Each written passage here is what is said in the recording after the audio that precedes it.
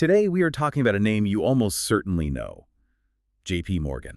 But maybe not the full story. I mean, this is a man whose power became so absolute, he basically defined modern American capitalism. And at the same time, forced the U.S. government to create the Federal Reserve just to counteract his influence. It's an incredible story. And that tension is really the core of our deep dive today. We're unpacking sources that show his rise from, a very wealthy but also very sickly kid to the man who single-handedly controlled America's most vital industries. Right, and our mission here isn't just a biography. We want to get into the mechanics of it. How does one private citizen get so powerful that the entire U.S. economy, not once but twice, depends entirely on his personal decisions? It's a story of genius, for sure, but also of ruthless control. So let's start at the beginning. John Pierpont Morgan, born in 1837 in Connecticut. And he's born into serious privilege. His father was already a very wealthy international banker. He was. But the sources, they really paint a surprising picture of his youth. You'd think, money, privilege, easy life. But he was constantly sick. All sorts of things, right? Everything. Chronic migraines, seizures, even scarlet fever. So he spent a lot of time indoors. And while other kids were outside playing, he was inside reading financial statements. Which is just a wild image, and then his father sends him away. Yeah, to the Azores Islands, he had rheumatic fever, and his father's prescription was to send him there for almost a year to recover. Total isolation. So all he has are his books and his thoughts on finance. Exactly. It just intensified his focus. So by the time he's 19, in 1857, he lands on Wall Street, working for a firm that's basically looking after his dad's interests in London. But his father's already a bit worried about him, thinks he's too aggressive. And he was right to be. Okay, so let's unpack this. There's a fantastic anecdote from 1859, Morgan's in New Orleans, and a whole shipment of Brazilian coffee arrives with no buyer. So what does he do? He uses company money without permission and just buys the entire shipment, the whole thing. That is a massive gamble. A huge gamble. But he flips it almost immediately for a big profit. So, it worked. But it proved his father's fears right. It showed he was rash, hot-tempered, and willing to take these enormous risks with other people's money. And soon after that, in 1861, he decides to go out on his own. He does, and this is a really tragic moment for him personally. He marries Amelia Sturgis, the love of his life, and just 4 months later, she dies of tuberculosis. Oh, wow. Yeah. The sources say he was an inconsolable mess, and what he does is he throws himself into his work completely. And his work, at that point, brings him right into the middle of the Civil War, which gets complicated. Very complicated. First, he pays the $300 to hire a substitute, which, under the 1863 Conscription Act, was legal. It kept him off the battlefield. A lot of wealthy men did that. But there's another story, a much more controversial one. The war profiteering nugget, yes. So he finances the purchase of 5,000 surplus rifles from the U.S. government. Okay. He buys them for $3.50 each. $3.50, got it. Then, after some minor adjustments, he facilitates their sale back to the government for $22 each. Wait, $22? That's a 600% markup. What were these minor adjustments? Well, that's the key detail, isn't it? The sources say the rifles had a slightly flawed firing pin, which is why they were surpluses. The work done was essentially a cosmetic fix. It's a perfect, if cynical, example of his business model. Find an asset that's undervalued because of some small flaw, use finance to fix it, and then extract the absolute maximum value. So that's the foundation. And by 1871, he forms Drexel Morgan and Company. The direct ancestor of J.P. Morgan Chase today. And this is the pivot. He's not just a deal facilitator anymore. Now he's financing and, crucially, controlling the projects himself. And he finds his first major target. Yeah. The American railroad system. Which, at the time, was just a complete mess. I mean, you have to picture it. It's nothing like Carnegie controlling steel or Rockefeller dominating oil. The railroads were totally fragmented. Hundreds of companies, all fiercely competing. Slashing prices just to survive. Constantly. And what's fascinating here is Morgan looks at all this chaos and he doesn't see risk. He sees a massive opportunity for consolidation, for control. He wants to stop them from fighting each other. Exactly. His whole goal was centralization. Take all these small, competing, underfinanced companies and merge them into one single, unified conglomerate. Which would benefit from economies of scale and could basically crush any competitor. And set its own prices. And this whole strategy, it got a name right. Organization. Morganization. And it was so much more than just buying stock. He demanded a seat at the table. He wouldn't invest a penny unless he could get active management control, reshuffle the leadership, and impose his vision. And we see that in these huge deals he pulls off. He buys 250,000 shares from William Vanderbilt to stabilize the New York Central Railroad. Then he underwrites the financing for the Northern Pacific Railroad. I mean, this was the largest railroad bond transaction in U.S. history at that point. $40 million. And by underwriting it, he's guaranteeing the sale of those bonds. He's putting his own name and money on the line. His own credibility. And it Yeah. stabilizes the whole sector. It brings in foreign money, but it kills competition. He didn't want to be a partner. He craved total dominance. And he had a technique for that, right? Right. The interlocking directorates. That was his key tool. He would place his own guys, his partners, his allies on the boards of all these different companies he controlled. That way, he ensured they were all following the same playbook. His playbook. And by the end of it, how much did he control? By the late 1890s, roughly 1/3 of all the railroad track in America. That's just hard to even comprehend.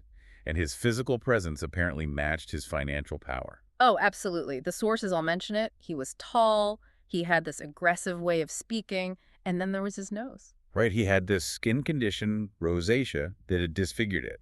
Rhinophyma, yeah. And he was incredibly self-conscious about it. He would actually pay artists who painted his portrait to make his nose look, quote, more normal. So he was this intimidating, powerful figure, and he used that presence in the boardroom. He was a terrifying person to negotiate with. When he walked into a room, everyone knew who was in charge. His will became policy. Here's where it gets really interesting, though. He takes that model, the Morganization model, and he turns it from railroads to steel. To U.S. Steel in 1901, Andrew Carnegie was looking to retire, wanted to sell his company. Morgan famously just tells him, name your price. And Carnegie names an astronomical number, $480 million. And Morgan says, done. Just like that. He later told someone he would have paid $100 million more. Incredible. And he takes Carnegie Steel, merges it with Federal Steel and a bunch of other... creates U.S. Steel. This is a watershed moment. It was the world's first billion-dollar corporation. $1 billion in 1901. A market cap of $1.4 billion. And with that one move, he now controlled roughly 2/3 of all American steel production. He'd locked down the two backbones of the modern economy, transportation and manufacturing. His influence was just everywhere at this point. He's financing Thomas Edison, which leads to General Electric. He's involved in creating what becomes AT&T. This is peak concentration of power. It is. But 1901 is also the year President McKinley is assassinated, and Theodore Roosevelt becomes president. Who has a very, very different idea about monopolies. A profoundly different view. And he immediately takes aim at Morgan. Morgan had just bundled a bunch of his railroads into this massive holding company, the Northern Securities Corporation. Which is a classic Morgan move, right? A way to get around state regulation. Exactly. And Roosevelt sees this as a direct challenge. He orders the Justice Department to sue them under the Sherman Antitrust Act. And the government wins. They break it up. They do. It was a huge symbolic blow to Morgan, and their relationship was just poisonous after that. There's that legendary quote from Morgan when Roosevelt went to Africa after his presidency. I hope the first lion meets him does his duty. Exactly. Just pure venom. But for all their political fighting, the country still needed him. And that became terrifyingly clear when the whole economy started to collapse. First, in 1893. Right. And this really highlights the fundamental flaw in the American financial system at the time. There was no central bank. The U.S. lacked a lender of last resort. And the dollar was tied to gold. It was on the gold standard. So when foreign investors got nervous and started pulling their money out, they were literally draining the U.S. Treasury of its gold reserves. The government was required to hold $100 million worth.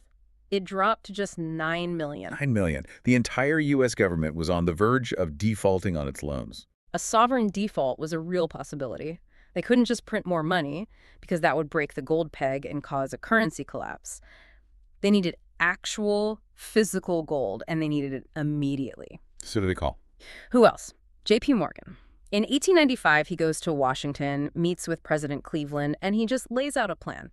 He says, I will form a private syndicate of bankers here and abroad, and we will get you the gold. And what was the deal? The syndicate would buy $65 million worth of government bonds, but they would pay for it with 3.5 million ounces of gold. It would instantly shore up the reserves. God, I did it. Cleveland agrees. Morgan wires his men, and the deal is done in 22 minutes. 22 minutes. He saved the country from default. He did. So what does this all mean? I mean, on one hand, he's a patriot. He restored global confidence in the U.S. dollar, but the controversy was immediate. People started asking if he just used a national crisis to get a sweetheart deal on those bonds. Was he a patriot or an opportunist holding the country hostage? The debate raged. And then it happened all over again. The Panic of 1907. Another huge financial crisis, widespread bank runs. You have to picture people literally lining up outside banks, demanding all their cash. Tellers were being told to count the money out as slowly as possible just to slow the bleeding. And this time, it's President Roosevelt, Morgan's great enemy, who has to call him. He had no choice. Morgan at this point is 70 years old, he's got a terrible cold, and he summons dozens of the country's most powerful bankers to his private library on Madison Avenue. He is, for all intents and purposes, acting as the nation's central banker. If this is the ultimate display of his power, he lays out a plan for them all to pool their money and bail out the smaller, struggling banks to stop the panic from spreading. But some of them hesitate. They don't want to risk their own capital. So Morgan does something truly audacious. He locks the door. He locks the door to his library and says no one is leaving until they all agree and sign the resolution. He keeps them there until 5 in the morning. And it works. It works. The bankers agree. The U.S. Treasury chips in $25 million with Roosevelt's blessing, and the crisis is averted. But the lesson was terrifyingly clear. The health of the entire American economy depended on the whims of one 70-year-old private citizen. Exactly. And that was the final straw. The age of the robber baron was ending. The political backlash was immediate. He gets dragged before Congress to testify, right? The Peugeot Committee. The Peugeot Committee, yeah. They were investigating this so-called money trust, this immense concentrated power on Wall Street, and Morgan became the face of it. It's just a little ironic footnote that he was actually booked on the Titanic for its maiden voyage, but had to pull out because he was ill. He dies a year later, in 1913, in Rome. He does. But the legacy of that Peugeot Committee investigation, all that scrutiny on his unchecked power, it directly paved the way for the most important piece of financial legislation in American history. The creation of the Federal Reserve System. The Federal Reserve. A system designed specifically so that the U.S. government would never, ever again have to go hat in hand to a single private banker to save the economy. And yet, his name is more powerful than ever. The company he started, through merger after merger, most notably with Chase Bank in 2000, is now J.P. Morgan Chase. The biggest bank in the world by market capitalization. Over $3 trillion in assets. So Morgan creates the world's first billion-dollar company, and his actions literally force the government to create a central bank to limit that kind of power. Which leaves us with a final thought for you to consider. The whole point of the Fed was to diffuse the kind of power one man like Morgan held.